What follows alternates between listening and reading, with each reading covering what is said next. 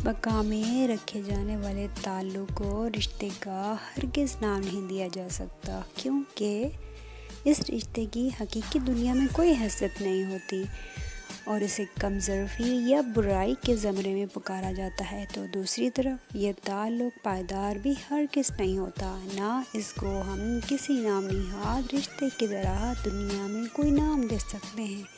मेरा ख़्याल यही है कि ये एक बेनाम, बेजान और खोखला ताल्लुक़ है जो सिर्फ़ दिल रखने वक़्तगुज़ारी का नाम है। ऐसे ताल्लुक़ आपको कभी नफ़ा नहीं दे सकते, बल्कि एक बला सी सर पे रहती है कि ये ना हो जाए, वो ना हो जाए। उसकी लाख आदतों के साथ आप समझौता कर लो, ख़ुद को भी बदल लो, अपना सुकून भी तबाह करो।